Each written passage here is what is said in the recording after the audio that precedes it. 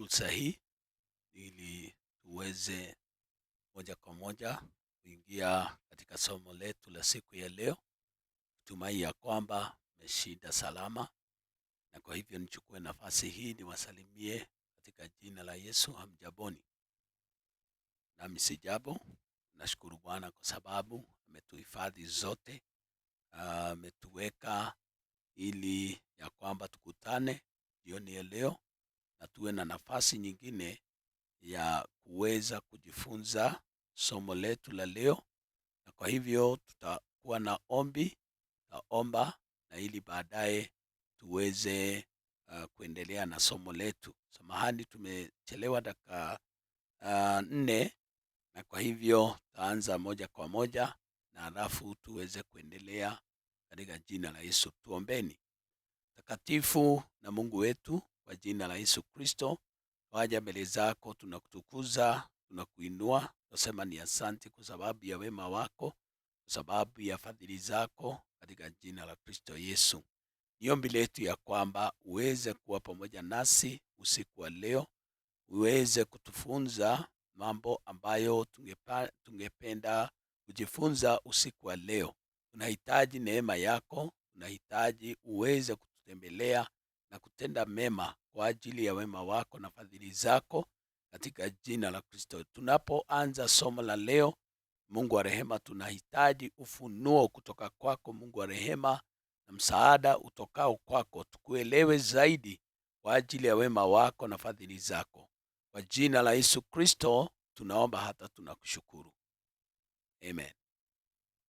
Basi ni nafasi nyingine ambapo taweza kuwa na somo lingine. Tumekuwa na somo la wale viumbe hai kiroho, na tuliweza kumalizia sehemu hiyo jana, ama somo hilo jana, na hivi leo tunaingia katika somo ambalo tunalijua ni hali ya kusifu na kuabudu, praise and worship. Kwa hivyo ningependa kukukaribisha takapojifunza somo hili la kusifu na kuabudu, na ni somo pia inaweza kuchukua majuma kadhaa, na tunaanzia pale mwanzo katika Agano la Kale.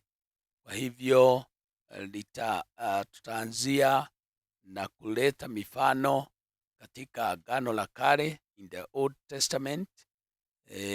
Kwa hivyo si kwamba tutaingilia moja kwa moja kunena habari ya kusifu na kuabudu, na maneno ambayo tutatangulia nayo katika utangulizi yatakuwa ni muhimu sana, na yatatusaidia baadaye kuendelea kuelewa mpango Mungu aliyopanga kwa ajili ya kazi hii muhimu, maana somo hili ni moja wapo ambayo ni muhimu zaidi katika Biblia.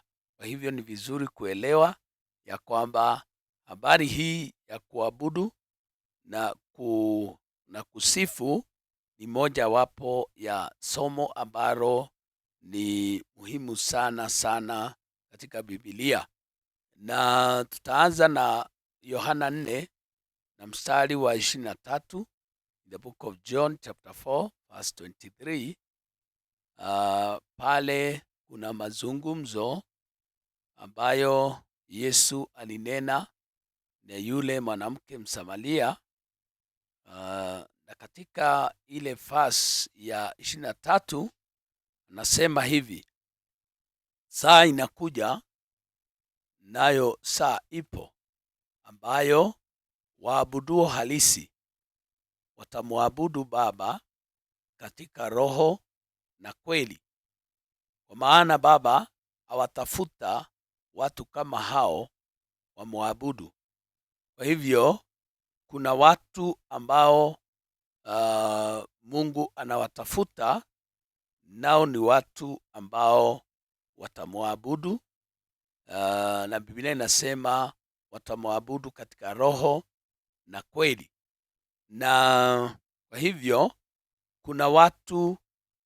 kuna kipindi ambacho watu wa Mungu hawakumwabudu Mungu katika roho na kweli, na inakuwa hivyo wakati mwingine watu wanaondoka katika ile hali ya kumsifu, kumwabudu Mungu wetu kwa kweli, na kwa hivyo unakuta ya kwamba wanaingilia ile ibada za kuabudu mambo mengine, na bila kujua wanaondoka katika ile hali ya kumsifu Mungu. Wakati mwingine wanajisifu wenyewe, wakati mwingine wanasifu mambo ambayo ama hali wanaopitia, na wakati mwingine wanaweza hata kusifu viongozi na mambo kama hayo. Na kwa hivyo ni wakati mwingi unakuta watu kama wakati mwingine mvua ikinyesha sana, ama jua ama nini, ama mavuno mengi na mambo kama hayo, hali ile inawatoa watu katika hali ya kumwabudu Mungu, na wanaanza kusifu na kuabudu yaliyoumbwa.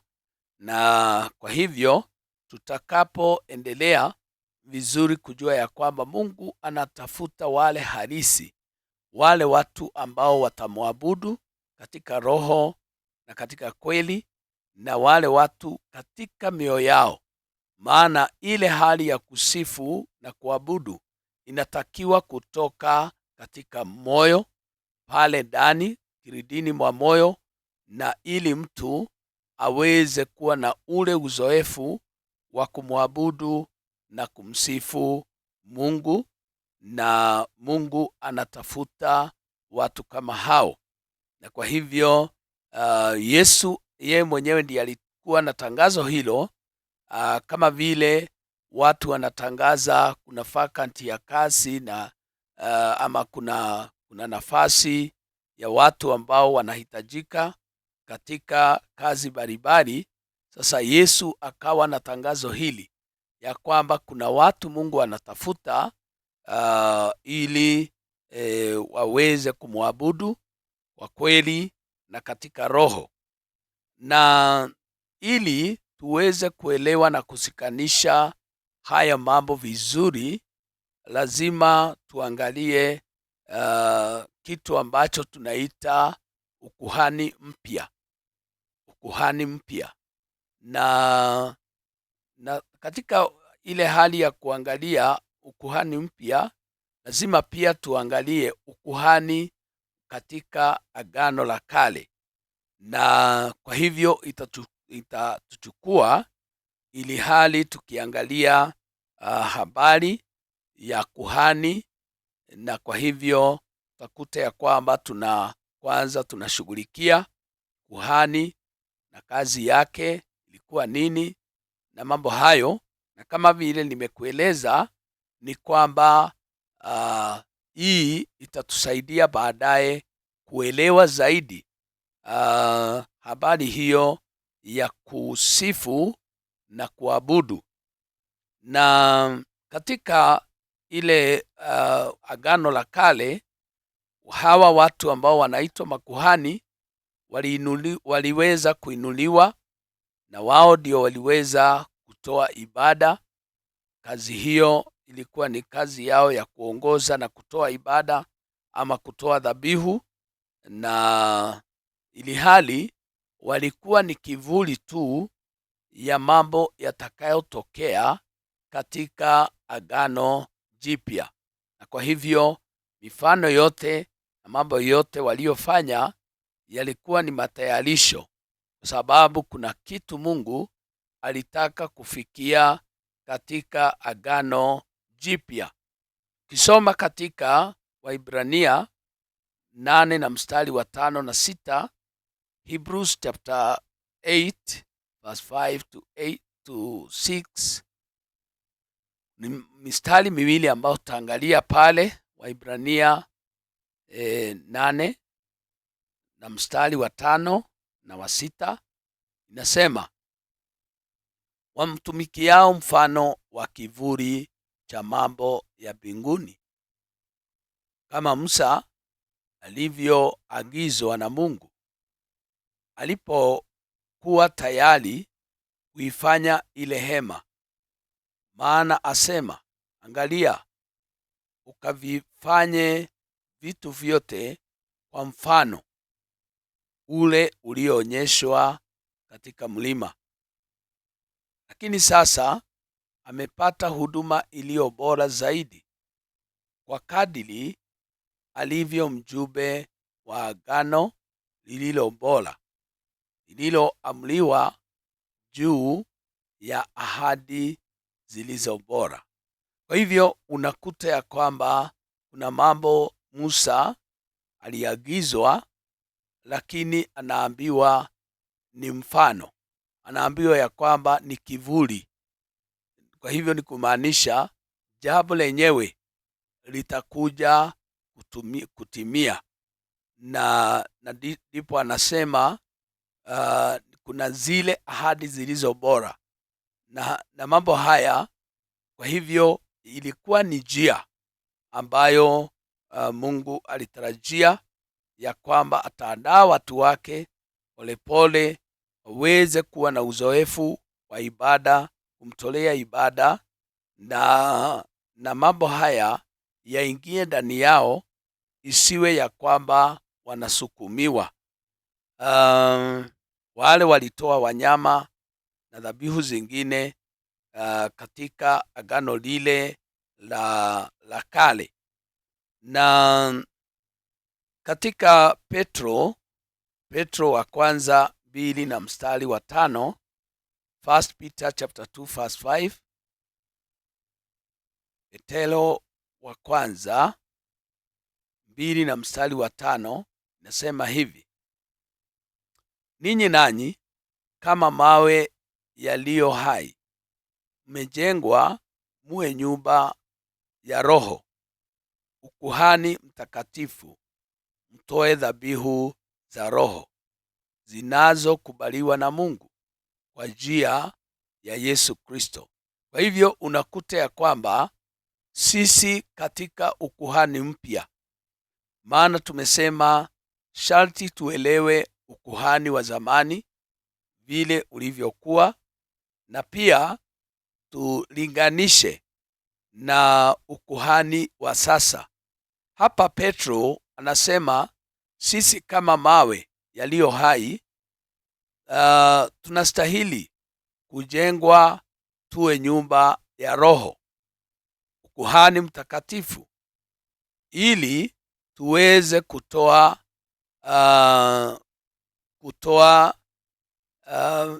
dhabihu za Roho zinazokubaliwa na Mungu kwa njia ya Yesu Kristo. Sasa mojawapo ya dhabihu za Roho ni dhabihu ya sifa. Maana ukiangalia katika Waibrania 13 na mstari wa 15, kumbuka ya kwamba hii ni utangulizi wa mambo ya usifu na kuabudu, na kwa hivyo tukasema lazima kwanza tuangalie habari ya ile ya ukuhani wa kale, ukuhani uliofanyika katika agano la kale, na baadaye tuweze kuingia katika ukuhani mpya. Katika Waibrania 13 na mstari wa 15, basi kwa njia yake yeye na tumpe Mungu dhabihu ya sifa daima, yaani tunda la midomo iliungamao jina lake. Kwa hivyo pale Petro anasema tuweze kujengwa nyumba ya Roho, tutoe dhabihu za Roho, naye mwandishi wa Ibrania anasema ya kwamba kwa njia yake yeye na tumpe Mungu dhabihu ya sifa daima, yaani tunda la midomo iliungamayo jina lake. Kwa hivyo tunapoingia katika sifa, tunaanza kuungama jina, midomo yetu inaanza kuungama jina lake Yesu. Tunaanza kumuinua Yesu na hivi anasema iwe ni dhabihu ya sifa daima. Hivyo ni kusema kwa wakati wote tutakapoendelea kuishi, tutoe dhabihu hiyo kutoka kwa midomo yetu na tuweze kuliungama jina lake na kuendelea hivyo. Kwa hivyo tunaona dhabihu mojawapo ya roho ni dhabihu ya sifa.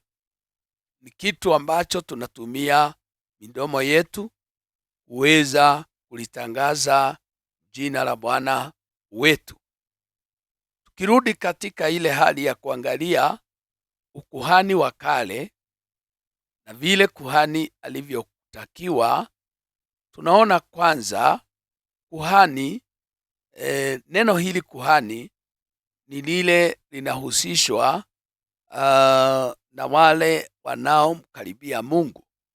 Kwa hivyo tunapowaza na kufikiria habari ya kuhani, tunaona ni yule mtu aliyewekwa aweze kumkaribia Mungu.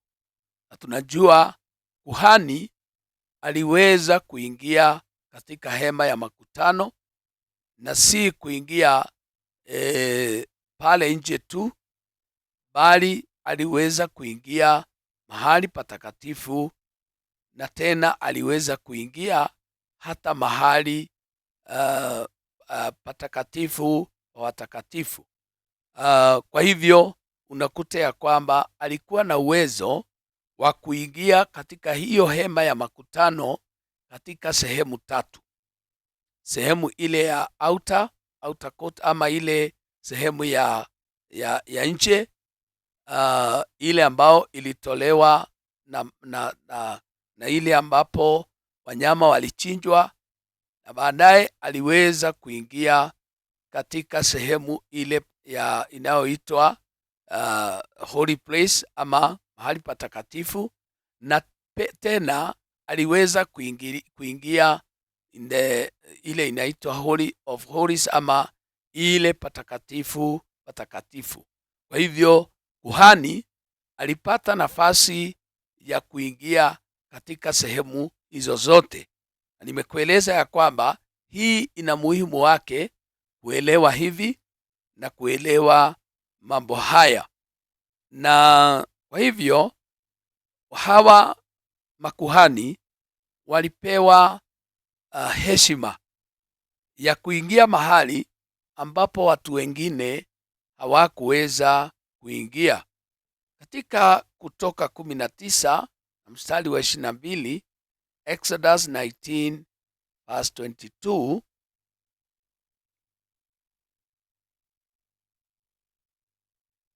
Exodus 19 chapter 19 verse 22 nasema hivi: makuhani nao wamkaribiao Bwana na wajitakase, Bwana asije akawafurikia.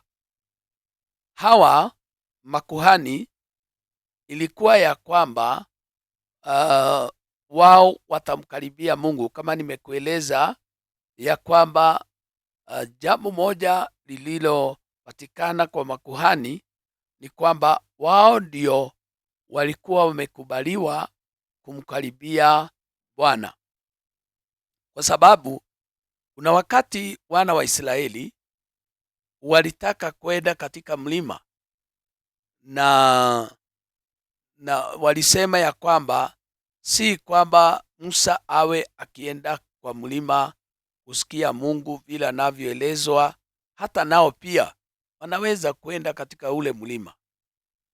Basi Musa hakubishana nao, akawaambia ni vizuri kama mngependa kwenda katika ule mlima muweze kujitakasa katika siku 3, ili baadaye basi tutaenda na nyinyi, na kama Mungu atawakubalia, basi mtakwea na kupanda ule mlima. Lakini walipofanya hivyo na siku 3 zikaisha, basi wakaenda kukwea katika ule mlima, na Biblia inasema ya kwamba walipotu karibia, kukawa na ngurumo, kukawa na radi, kukawa na ile mitetemeko ama mambo ya kuwastua, iliyowastua sana. Na basi Musa akaelezwa wawekee wale wana mipaka, kwa sababu haingewezekana waweze kuvuka ama kukanyanga katika mlima ule wa Sinai. Basi ile inasema ya kwamba makuhani ndio waliweza kuelezwa wana uwezo wa kukaribia ule mlima. Kwa hivyo ikawa ya kwamba wajitakase na wasije wakaangamizwa na Mungu. Kwa hivyo ni vizuri kuelewa ya kwamba kuna jinsi ambavyo makuhani wangeenda katika mbele za Bwana. Ilibidi nao pia wajitakase, tutaona hayo baadaye. Na ni vizuri kuelewa ya kwamba hawa makuhani hawakuwa tu Walawi. Pia tunaona pale mwanzo, hata kabla wana wa Walawi kufanyika kuwa makuhani, tunaona ya kwamba kuna watu kama Melkisedeki, tunaona mtu kama Yethro ama Jethro aliweza kufanyika kuwa kuhani. Na kwa hivyo sasa tunajua wale hawakuwa Walawi, lakini walifanyika kuwa makuhani. Na pia jambo hili ni vizuri kulishika, maana tutalirudia mahali. Kwa hivyo tunaona ya kwamba hawa makuhani waliheshimiwa na Mungu, na tutaona kwa nini waliheshimiwa na wakakubaliwa wamkaribie Mungu. Na Mungu aliwachagua ya kwamba watafika katika maeneo ambapo ni mahali patakatifu. Wale wanaoendelea kujiunga nasi leo, tumeingia katika somo mpya na tunataka ama tunaangalia, tumekuwa tu katika ile hali ya utangulizi wa somo la usifu na kuabudu, praise and worship, na tukasema ya kwamba ni fundisho ambalo ni ndefu sana, naweza kuchukua majuma kadhaa. Na tumeanza hali ile ya utangulizi, inaanzia bali kwa kufikiria habari ya makuhani na vile tabia yao ama sifa yao na vile ilivyotendeka katika nyakati hizo za zamani. Kuna mambo kadhaa tunaweza kuangalia. Kwanza tuangalie mambo kama matatu katika Numbers ama Hesabu 16 na mstari wa 5. In the book of Numbers,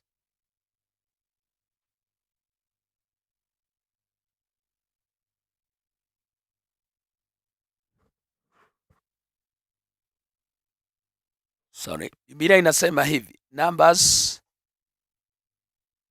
16 verse 5.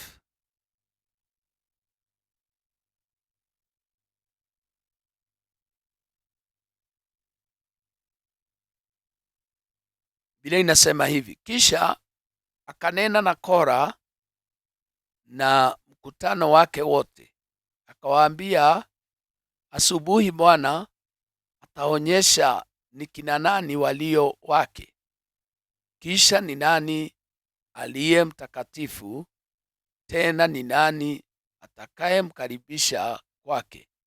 Maana yeye atakayemchagua ndiye atakayemsongeza kwake. Fanyeni neno hili, twaeni vyetezo ninyi Kora na mkutano wake wote. Kwa hivyo hapa tunaona katika ule mstari wa 5 kuna mambo Mungu aliweza kutaja, na yale mambo ni kwamba kuna watu, sio watu wote ambao wangemkaribia Mungu.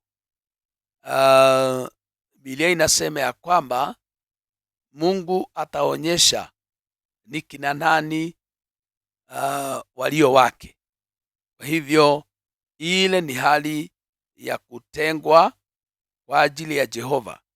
Hawa makuhani walitengwa na walitolewa miongoni mwa watu, lakini wakatengwa. Hawa ndio Mungu anao wahitaji waweze kutoa dhabihu. Jambo la pili ni kwamba ni nani aliye mtakatifu. Kwa hivyo si kila mtu aliyesongezwa kwa Mungu, bali ni yule aliye mtakatifu. Tena ni nani atakayemkaribisha kwake. Kwa hivyo hao ndio wale ambao watamkaribia. Kwa hivyo ilikuwa na umuhimu wake ya kwamba kuwe na mtu fulani aliyetengwa na kuwe na mtu aliye mtakatifu na pia mtu aliyeteuliwa kumkaribia Mungu. Na kwa hivyo Mungu alifanya kazi hiyo ya kwamba si kila mtu aliyekubaliwa ama aliyetengwa ama aliye mtakatifu na aliyeteuliwa, na hivyo aliweza kuangalia mambo hayo yote. Na kwa hivyo tunaona ya kwamba kuhani ni mtu ambaye aliwekwa katika nafasi yake, ametakaswa, ametengwa kutokana na ulimwengu kwa ajili ya Mungu. Kwa hivyo ni mtu ambaye alitolewa kwa watu na akatengwa na akatakaswa na ili afanye kazi ya Mungu. La pili ni kwamba hali yake tunaona ya kwamba alikuwa ni mtu mtakatifu, aliwekwa wakfu kwa ajili ya Bwana, ili kwa ajili ya huduma aliyochaguliwa aifanye. Na la tatu, kuna ile huduma maalum ambayo alikuwa aifanye. Mojawapo ya hiyo ni asimame mbele za Mungu badala ya watu wale wengine, na tena kuwakilisha kanuni muhimu za agano. Kwa hivyo alionekana ya kwamba kwa sababu amechaguliwa aweze kusimama mbele ya watu ama badala ya watu wengine, na aweze kutoa dhabihu badala ya watu wengine, na aweze kuwakilisha mambo mengine muhimu mbele za Bwana, na wale watu wengine wakihudumiwa na wale makuhani.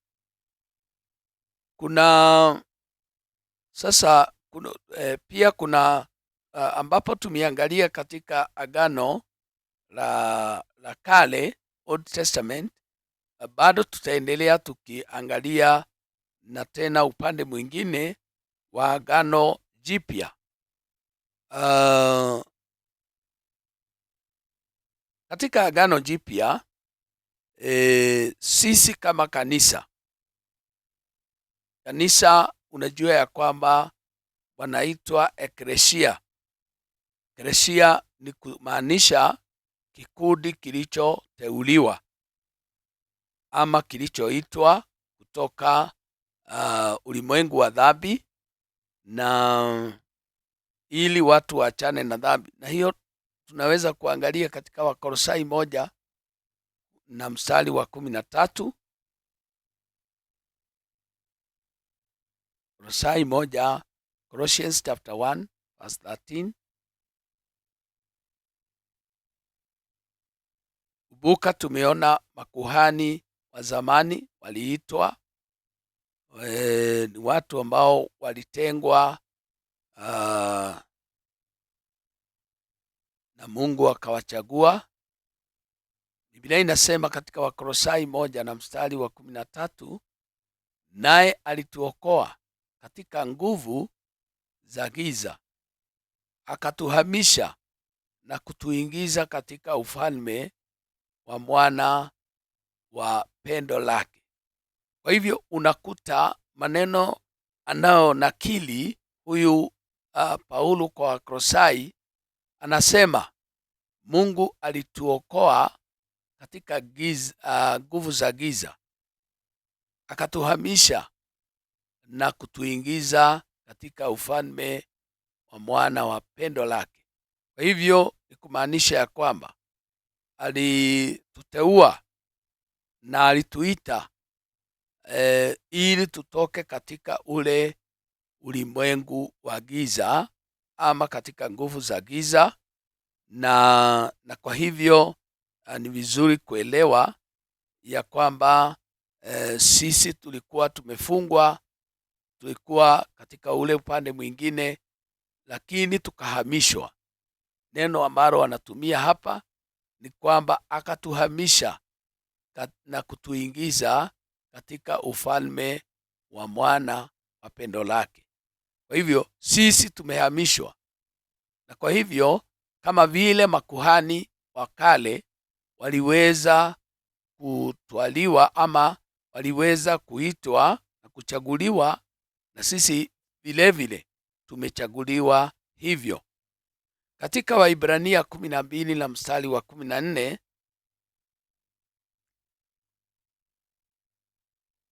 Waibrania, Hebrews chapter 12 verse 14, Biblia inasema hivi: tafuteni kwa bidii kuwa na amani na watu wote, na huo utakatifu ambao hapana mtu atakayemuona Bwana asipokuwa nao. Kwa hivyo hapa tunaelezwa habari ya kutafuta bidii, kuwa na amani na watu wote, lakini pati B anasema na huo utakatifu ambao hapana mtu atakayemuona Bwana asipokuwa nao. Kwa hivyo jambo la pili ni kwamba hatuna budi kuwa watakatifu. Lazima tuwe watakatifu. Tumechaguliwa, tumeitwa kama kanisa ama eklesia, ni kikundi cha watu ambao kimeitwa, kimeteuliwa. Sasa la pili, tunatakiwa kuwa watakatifu. Kumbuka ya kwamba tumesoma habari ya makuhani wa zamani, ya kwamba walikuwa ni watu ambao walichaguliwa, tena waliweza kutakaswa ama kuwa na ile hali ya utakaso. Na jambo la pili, la tatu ni kwamba ni ile hali ya ambao tumesoma katika Petro wa kwanza 2 na mstari wa 5. Sisi sasa katika Agano Jipya tunafaa kumkaribia Mungu, na kama vile imesema, ninyi nanyi kama mawe yaliyo hai mmejengwa muwe nyumba ya Roho, kuhani mtakatifu, mtoe dhabihu za Roho zinazokubaliwa na Mungu kwa njia ya Yesu Kristo. Pia 6,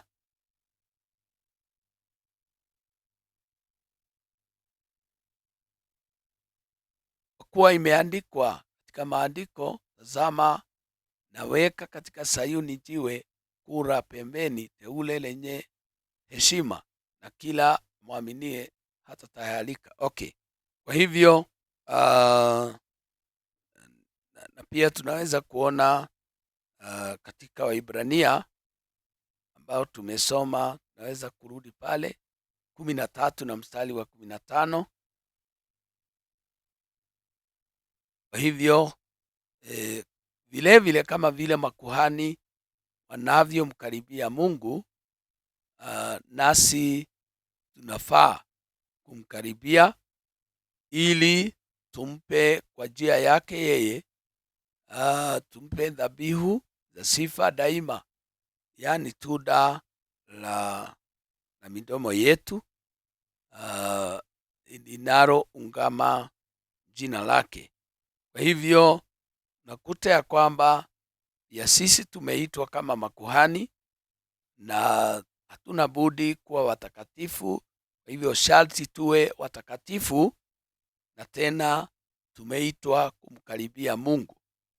Kumbuka ya kwamba hatujatoka katika ile topiki yetu ya kuweza kumwabudu na kumsifu Mungu, lakini hatua hizi ni vizuri kukaa nazo na kuelewa ya kwamba zinahitajika, zina umuhimu zaidi na zaidi katika Bwana.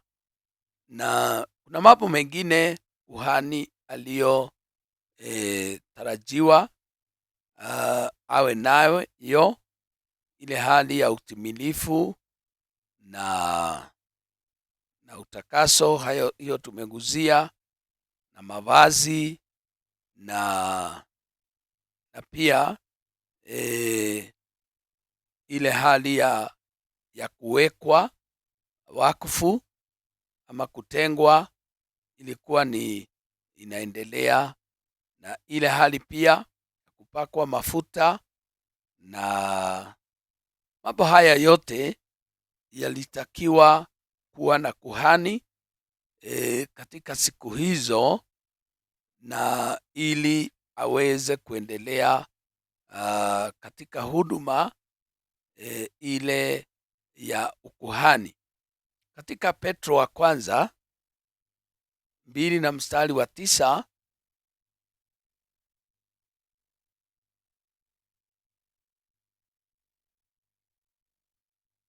Biblia inasema hivi: bali ninyi ni mzao mteule, ukuhani wa kifalme, taifa takatifu, watu wa milki ya Mungu, mpate kuzitangaza fadhili zake yeye aliyewaita mtoke gizani mkaingie katika nuru yake ya ajabu. Basi tunapofikiria na kuwaza habari ya wale makuhani wa zamani, sasa tukiingia katika Agano Jipya, tunaanza kuona ya kwamba sasa pia sisi ambao tumeitwa tuna majina mengine, sio majina tu, tumekuwa mzao mteule na pia tumekuwa ukuhani wa kifalme. Maana ule ukuhani wa kwanza haukuwa ukuhani wa kifalme, lakini sisi katika Agano Jipya tumekuwa wa ule ukuhani wa kifalme, sababu tunaongea habari ya ufalme wa mbinguni, na Yesu akiwa mfalme, sisi tunakuwa ukuhani wa kifalme. Na pia tuwe taifa takatifu na watu wa milki ya Mungu, na ili kutangaza fadhili zake. Kwa hivyo hiyo ndio sisi sasa ama kanisa tunatakiwa kuwa na tunafahamu hivyo ya kwamba tuwe watakatifu, na tujue ya kwamba sisi ni makuhani na bila masharti. Sasa sio lazima tuwe Walawi, lakini sasa tumeingia moja kwa moja kuwa makuhani, na ili tuweze kuendelea katika hali hiyo.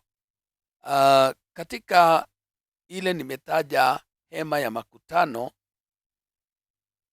kuna katika Leviticus ama mambo ya Lawi 6 na mstari wa 9,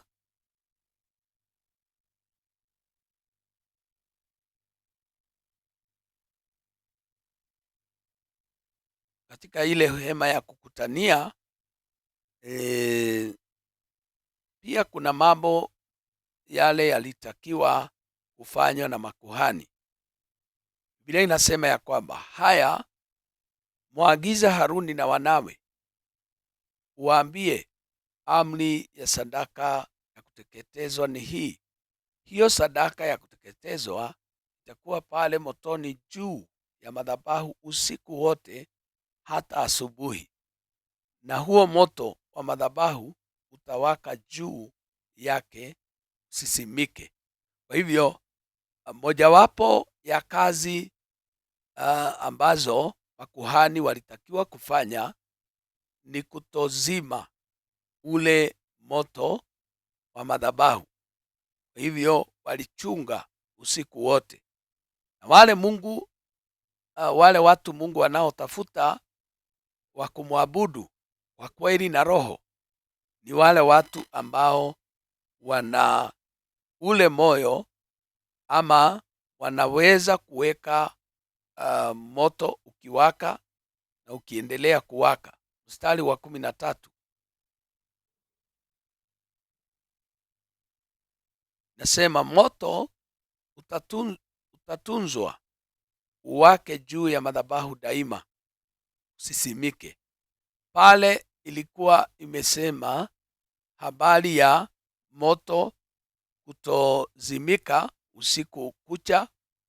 Sasa hapa wanaelezwa watunze moto uwake juu ya madhabahu daima, sisimike.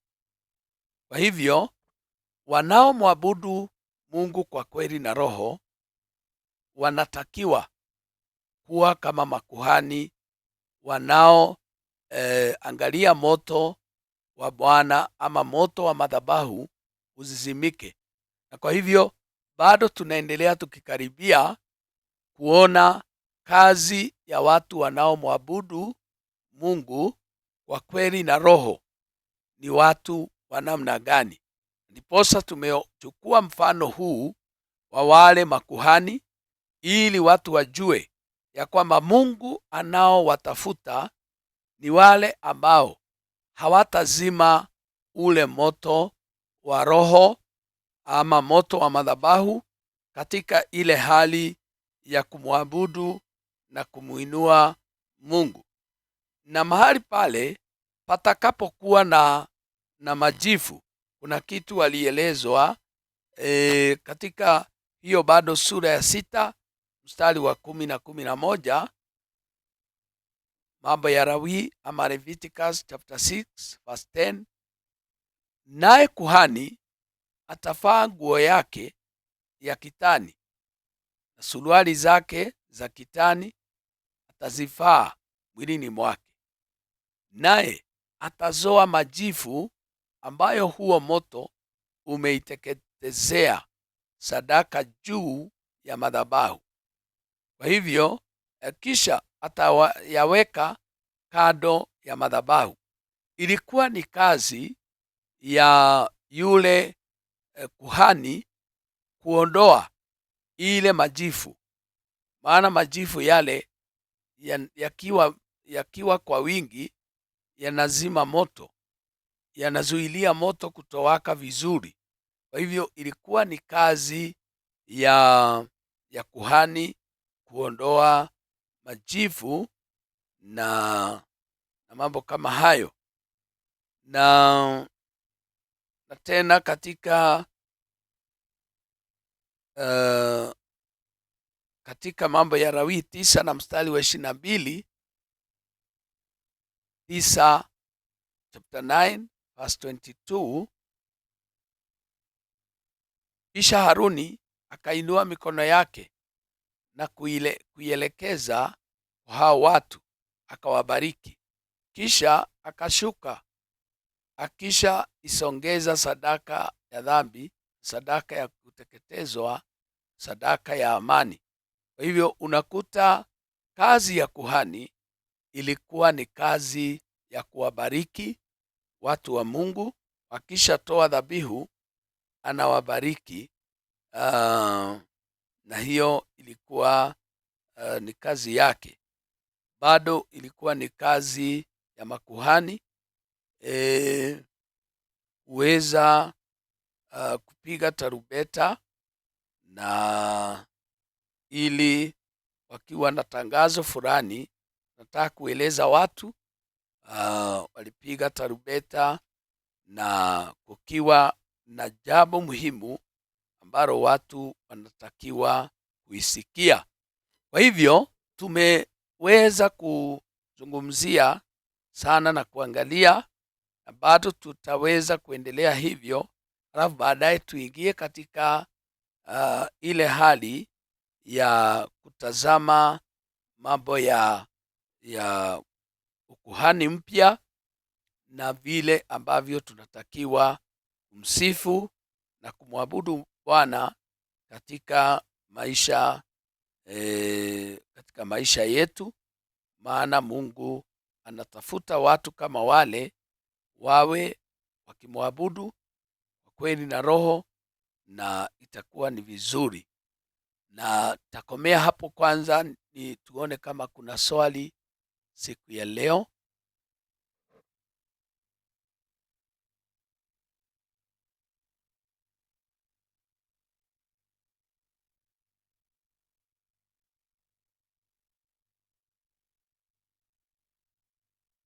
Nangojea, na inaonekana bado hakuna swali kufikia pale.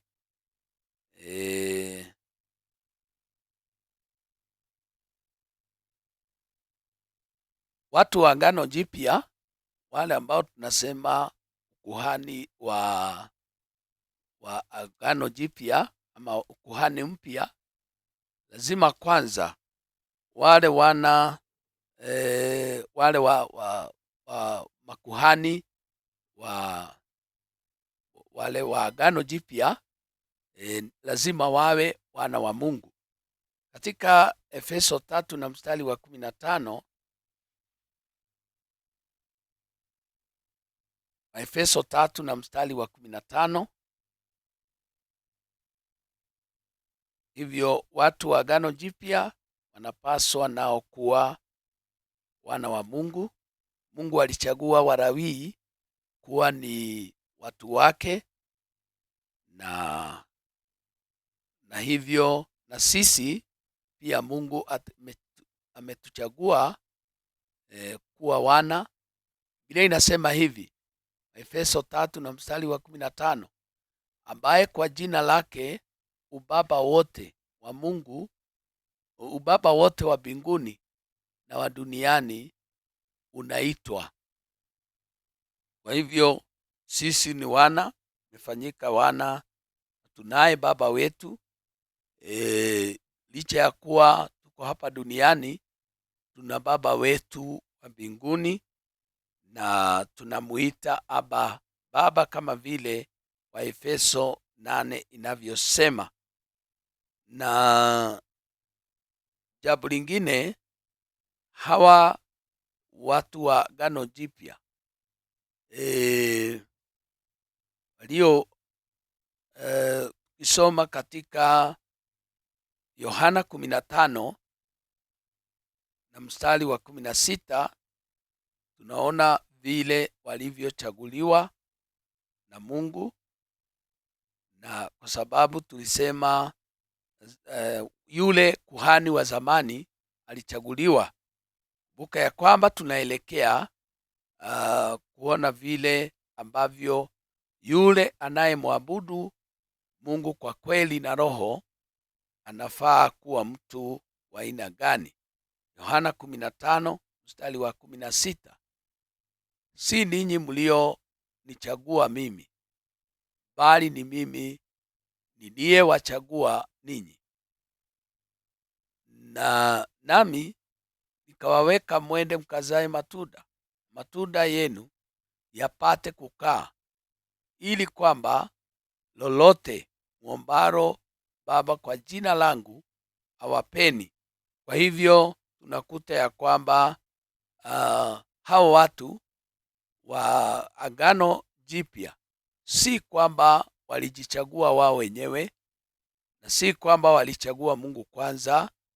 Mungu ndiye aliyewachagua, na kwa hivyo sasa wakawa ni taifa ambalo limechaguliwa na Mungu ili kumtolea dhabihu za Roho.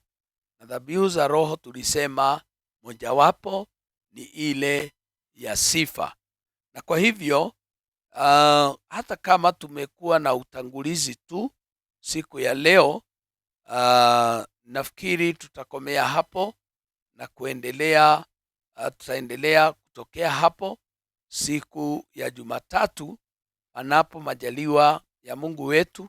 Tuendelee katika hili somo la usifu na kuabudu, na pale mbele utakuta ya kwamba kuna umuhimu sana sana kwetu sisi kujua namna ya kusifu na kumwabudu Mungu wetu, maana anatafuta watu kama wale wawe wa kumsifu. Kwa hivyo tutakuwa na ombi. Najua ya kwamba sasa ni siku ya mwisho katika wiki hii katika masomo yetu, na kwa hivyo nawatakia muwe na wikendi ya baraka katika jina la Yesu.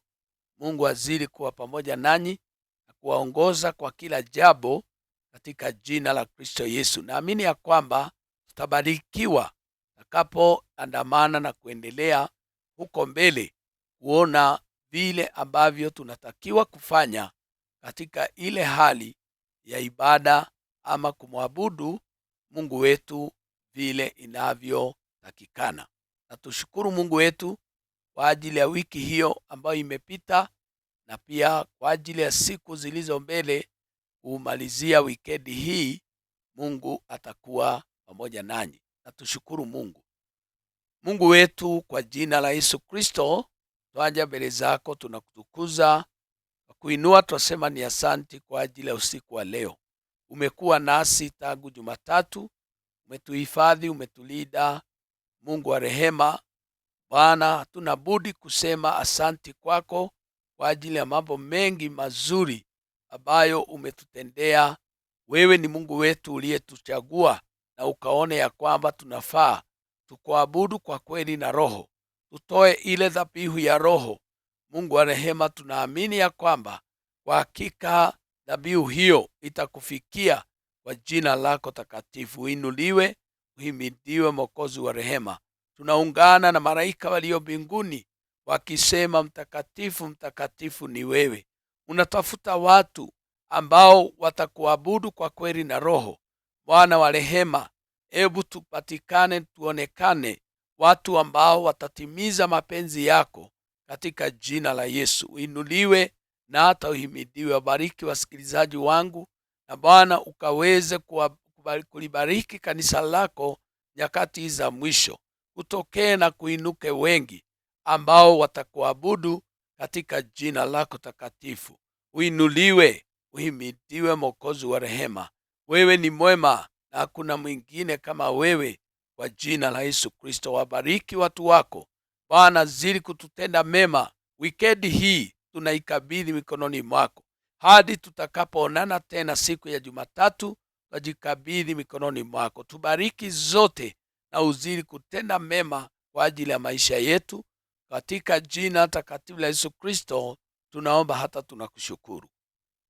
Amen. Santeni. Mungu awe pamoja nanyi. Muwe na usiku wa baraka katika jina takatifu la Yesu Kristo. Amen.